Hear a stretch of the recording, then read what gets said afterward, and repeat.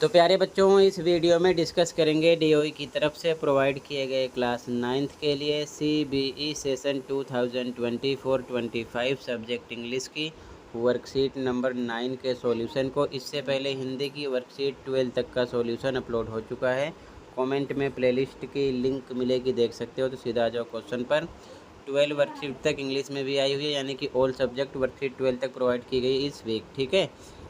Question है, read the passage given below and answer the questions that follow, यानी नीचे दिए गए पैराग्राफ को ध्यान से पढ़कर जो नीचे क्वेश्चन दिए गए हैं उनके आंसर हमको देने हैं, ठीक है।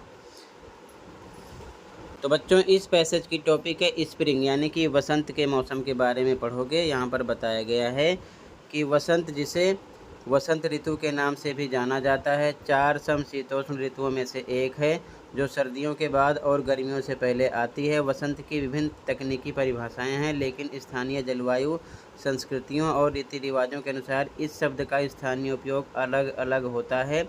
जब उत्तरी गोलार्ध में वसंत होता है तो दक्षिणी गोलार्ध में शरद ऋतु होती है, और इसके विपरीत ये होता है, ठीक है। तो कहने का मतलब यहाँ पर वसंत ऋतु के बारे में मेंशन किया गया। आप अच्छे से केयरफुल्ली ध्यानपूर्वक पढ़ लेना।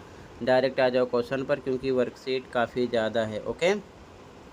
तो क्वेश्चन नंबर 1 है बच्चों, which of the following factors affect the local usage of the term spring, यानी कि निम्नलिखित में से कौन सा कारक स्प्रिंग यानी कि वसंत शब्द के स्थानीय उपयोग को प्रभावित करता है। तो यहाँ पर आपका राइट आंसर हो जाएगा बच्चों ऑप्शन नंबर सी, ठीक है ना। कल्चर, क्लाइमेट एंड कस्टम्स, ठीक है, यानी कि संस्कृति, जलवायु और रीति रिवाज, ठीक है। यहाँ पर इसका आंसर मिलेगा आपको जब आप पैराग्राफ को बहुत अच्छे से केयरफुल्ली पढ़ोगे तो, ठीक है। ये चीज़ आप ध्यान से समझ लेना और पढ़ लेना, ओके।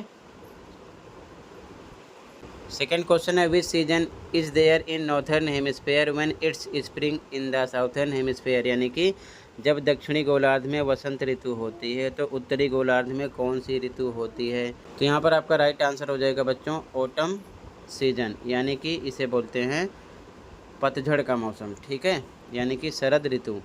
यहाँ पर मेंशन किया गया इसका आंसर, यहाँ पर इसका आंसर मेंशन है। यहाँ पर पढ़ोगे तो आपको समझ में आ जाएगा, ठीक है ना। अगला क्वेश्चन थर्ड है, what gives spring season its name, वसंत ऋतु को इसका नाम क्या मिला। तो यहाँ पर आपका ऑप्शन नंबर सी राइट हो जाएगा, new plant growth caused by warmth, यानी कि गर्मी के कारण नए पौधों की वृद्धि, ठीक है। यहाँ पर इसका आंसर मेंशन है। जब आप ध्यान से पैराग्राफ को पढ़ोगे तो आपके समझ में आ जाएगा, ठीक है ना। यहाँ से आप जब पढ़ना स्टार्ट करोगे तो आप इसका आंसर समझ सकते हो, ठीक है।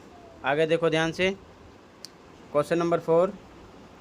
Question number 4, which of the following less predictable events affect the weather in many parts of the world, यानी कि निम्नलिखित में से कौन सा कम पूर्वानुमानित घटनाएं विश्व के कई भागों में मौसम को प्रभावित करती हैं।